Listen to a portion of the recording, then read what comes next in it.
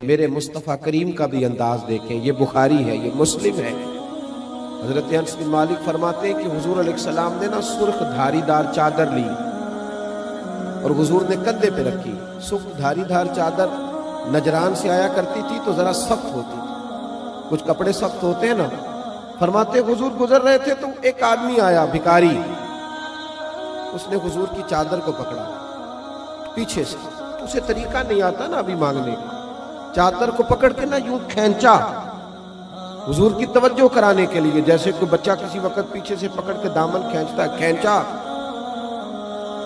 حضرت انس بن مالک فرماتے ہیں کہ اس زور سے اس نے کھینچا کہ حضور کی گردن پر میں نے نشان پڑا ہوا دیکھا، نازک وجود اثر نشان پڑ گیا۔ حضور نے جب پلٹ کر اس کی طرف دیکھا وہ کہنے لگا، اے محمد صلی اللہ علیہ وسلم، میں کچھ مانگنے آیا ہوں، مجھے کچھ دیجئے۔ میرا تو دروازہ بھکاری زور سے بجا دیتا تو میں اسے ڈانٹ دیتا، یہ کوئی طریقہ ہے؟ خیرات لینے آئے ہو، قرضہ لینے آئے ہو؟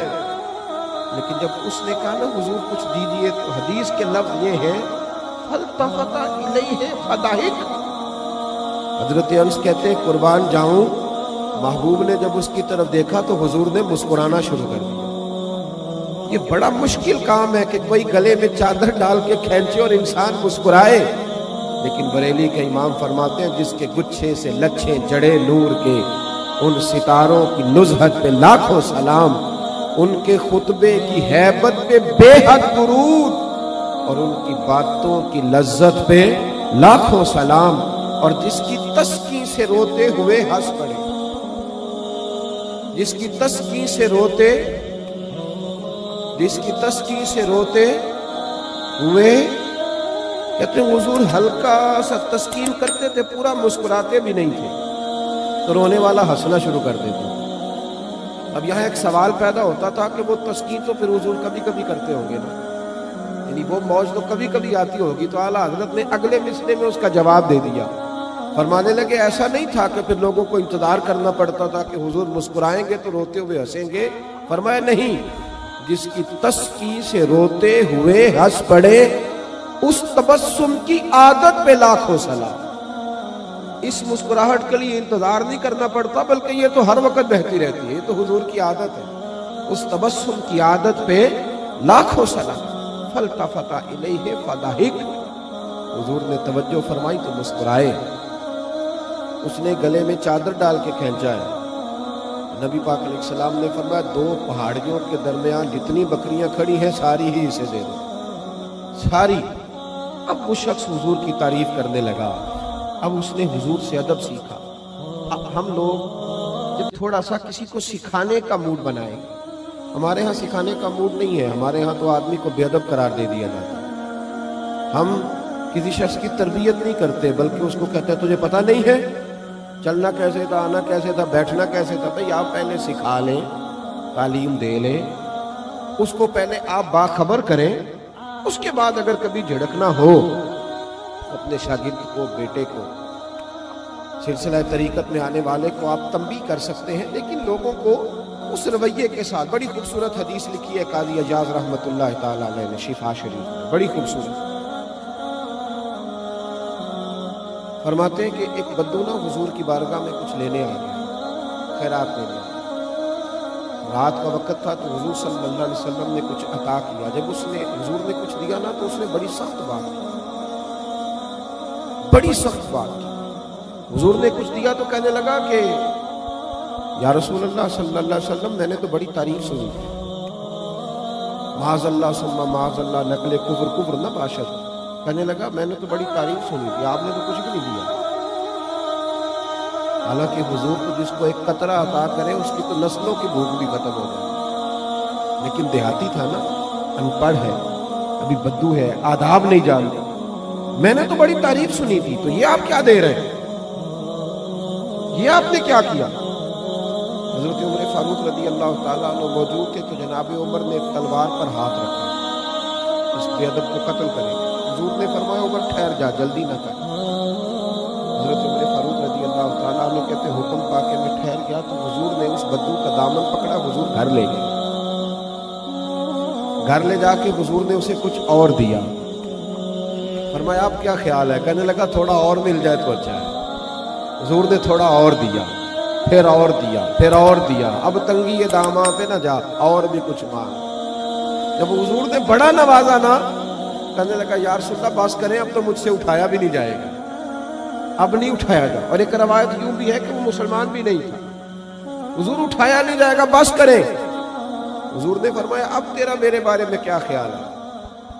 تو عرض کرنے لگا یا رسول اللہ میں نے تیز آندھی، اتنی طوفان اتنا تیز چلتا نہیں دیکھا جتنی آپ کی سخاوت تیز چلتے ہوئے دیکھی ہے۔ حضور نے فرمایا مسجد میں تم نے میرے صحابہ کے سامنے جو کہا نا، اس سے ان کے دل ٹوٹ گئے۔ یہ لفظ اگر تم مسجد میں جا کے بیان کرو گے نا تو ان کے دل جڑ جائیں گے۔ اب اس فکرے کو سمجھیے گا، جب اس نے کہا کہ حضور نے کم دیا تو دل ٹوٹے، دل ٹوٹے، یعنی محبوب امت کو یہ درس دے رہے ہیں کہ جب تم نے کہا نا نہیں دیتے تو امت کا دل ٹوٹتا ہے، اور جب تم کہتے ہو نا حضور بڑا دیتے ہیں تو دلوں میں خوشی داخل ہوتی ہے۔ کون دیتا ہے دینے کو منہ چاہیے، دینے والا ہے سچا ہمارا۔ نبی کریم صلی اللہ تعالی علیہ وسلم اسے مسجد میں لائے، خاص غور فرمائیے، مسجد میں لا کر کے حضور علیہ السلام نے فرمایا وہی بات کرو، اب کہو کیا کہتے ہو۔ انہوں نے صحابہ کے مجمع میں کہا کہ لوگوں، میں نے آندھی اور طوفان کو اتنا تیز چلتے نہیں دیکھا جتنا حضور کی سخاوت کو تیز چلتے دیکھا۔ صحابہ خوش ہو گئے۔ اب یہاں حضور نے ایک مثال بیان کی جو بڑی ہی میٹھی ہے اور میرے اور آپ کے لیے بڑی تسلی کا باعث ہے۔ محبوب علیہ السلام فرمانے لگے عمر، اگر تم اسے اسی عقیدے پہ قتل کر دیتے جو اس نے پہلے بات کی تھی تو یہ دوزخ میں جاتا، اور جو اب جملے بول رہا ہے اگر اس بات پر دنیا سے جائے گا تو اللہ اسے جنت عطا کرے۔ حضور نے ایک مثال دی، محبوب فرمانے لگے میری اور تمہاری مثال اس آدمی کی طرح ہے جس کی اونٹنی بھاگ گئی تھی، اس کی ناک سے نکیل نکل گئی تھی، بہت سارے لوگ اس کو پکڑنے کے لیے دوڑے، کوئی اسے نیزہ مارتا تھا، کوئی ڈنڈا مارتا تھا، کوئی چھڑی مارتا تھا۔ اونٹنی جیسے جیسے لوگ پکڑنے کے لیے بھاگتے تھے وہ بدکتی تھی، آگے جاتی تھی، حتیٰ کہ وہ لہو لہان ہو گئی، تھک گئی، پریشان ہو گئی۔ محبوب فرمانے لگے پھر اچانک اس کا اپنا مالک آ گیا، اس اونٹنی کا اپنا مالک آیا اور لوگوں سے کہنے لگا پیچھے ہٹو، یہ تم نے میری اونٹنی کا کیا حال کیا۔ اس نے تھوڑا سا چارہ زمین سے اٹھایا اور جیسے ہی اونٹنی کو دکھایا وہ دوڑتی ہوئی آئی، دوڑتی ہوئی مالک کے پاس آئی۔ اس شخص نے اس کی پشت پر ہاتھ پھیرا بغیر کسی کی مدد کے، خاص غور کریں بات پر، خاص توجہ کریں، بغیر کسی کی مدد کے اونٹنی کی ناک میں نکیل ڈالی اور پھر لوگوں سے کہنے لگا تم نے بڑا ظلم کیا، میری اونٹنی کو تنگ کیا، اونٹنی میری ہے تو سنبھالنے کا طریقہ بھی مجھے ہی آتا ہے۔ گویا حضور فرمانے لگے امت بھی میری ہے، یہ امت میری ہے تو سنبھالنے کا طریقہ بھی مجھے ہی آتا ہے۔ رب حبلی امتی کہتے ہوئے پیدا ہوئے تو حق نے فرمایا کہ بخشا الصلاۃ والسلام۔ یہ طریقہ سیکھے امت کو سنبھالنے کا، یہ حضور نے ہمیں طریقہ دیا، امت کو سنبھالنے کا طریقہ سیکھے۔ کیا بہت گرجدار آواز کے ساتھ لوگوں کو سنبھالا جائے گا؟ کیا کسی شخص کو متکبر کہہ کے پھر اسے چھوڑ دیا جائے گا کہ وہ تکبر میں بڑھ جائے؟ کسی شخص کو دنیا دار کہہ کے اسے چھوڑ دیا جائے گا کہ جو مرضی کرتا رہے؟ کسی شخص کو بہت زیادہ گناہوں میں الجھا ہوا دیکھ کر چھوڑ دیا جائے گا؟ نہیں، حکمت کے ساتھ اس کا علاج کیا۔ دیکھیں نا حضور کی بارگاہ میں آ کے ایک شخص نے کہا تھا یا رسول اللہ صلی اللہ تعالی علیہ وآلہ وسلم، حضور میں کلمہ پڑھنا چاہتا ہوں، امام راضی اس حدیث کو لائیں، میں حضور کلمہ پڑھنا چاہتا ہوں لیکن میری کچھ بری عادات ہیں جو مجھ سے چھوٹتی نہیں۔ حضور نے فرمایا کون کون سی؟ ہم لوگوں نے تو لوگوں کو کاٹ دیا ہے، کاٹ دیا لوگوں کو، اوہ یہ نشہ کرتا ہے، رشتہ دار ہو کے بھی ہمارا کوئی تعلق نہیں، اسے اٹھاؤ کسی ہاسپٹل میں لے جاؤ تاکہ بیچارہ دوبارہ سے دنیا میں آ جائے۔ کسی سے غلطی ہو جاتی ہے تو لوگ اسے کاٹ ڈالتے ہیں، بلکہ اس طرح کرتے ہیں کہ معاشرے سے کاٹ دیا جاتا ہے۔ جب آپ پیار کریں گے، ان لوگوں کو واپس لائیں گے، پھر سے سوسائٹی کا حصہ بنیں گے۔ امام راضی کہتے ہیں کہ اس شخص نے آ کے عرض کی یا رسول اللہ صلی اللہ علیہ وسلم میرے اندر کچھ بری عادات ہیں جو میں چھوڑ نہیں سکتا، ان کے ہوتے ہوئے میں کیسے کلمہ پڑھوں؟ حضور نے فرمایا بیان کرو۔ عرض کرنے لگے یا رسول اللہ صلی اللہ علیہ وسلم میں معاذ اللہ تعالی ناجائز فعل کا، عورتوں سے ناجائز تعلق رکھنے کا بھی عادی، حضور میں چوری بھی کر لیتا، معاذ اللہ شراب بھی پی لیتا، اور چوتھی بات یہ کی کہ حضور جھوٹ بولنے کا بڑا عادی ہے۔ حضور ان گناہوں کی بڑی کوشش کی ہے پر یہ جان چھوٹتی نہیں، ان کی موجودگی میں کیسے کلمہ پڑھوں؟ میرے مصطفیٰ کریم مسکرائے، حضور نے فرمایا ایک چھوڑ دو گے؟ تو نہیں توجہ کی آپ نے میری بات، کیا فرمایا بولیے گا؟ ایسے میرا مشورہ ہے جو زیادہ گناہوں میں گھرے ہوئے ہیں ایک چھوڑ کے دیکھیں، ایک بیماری کا علاج ہو جائے تو دوسری کا بھی ہو ہی جاتا ہے۔ ہم سب بیماریوں کے ساتھ جینا چاہتے ہیں، ایک چھوڑ کے تو دیکھنا بھائی، ایک ایک کر کے چھوٹ جایا کرتی، ایک چھوڑ دے۔ اس نے کہا حضور حکم کرے، میں سردار ہوں قبیلے کا اور میں تم نے جھوٹ نہیں بولنا آج کے، یہ پہلے چھوڑ دو، میں تمہیں کلمہ پڑھاتا ہوں۔ کہا حضور وعدہ ہو گیا جھوٹ نہیں بولوں گا۔ وہ کہتے ہیں جھوٹ چھوڑنے کے وعدے پر میں نے محبوب علیہ السلام نے مجھے دوا دے دی، میں نے کلمہ پڑھا۔ معاذ اللہ تعالیٰ پہلے دن جب میں گیا تو مجھے ایک چیز گری پڑی نظر آئی، چوری بھی نہ کرنی پڑی لیکن کسی کی تھی۔ جب میں ہاتھ ڈالنے لگا میرے دل میں خیال آیا اگر کسی نے پوچھ لیا کہ بھائی میری وہ چیز تو نہیں دیکھی تو جھوٹ تو میں بول نہیں سکتا، تو سچ بولوں گا تو چور بنا دیں گے لوگ۔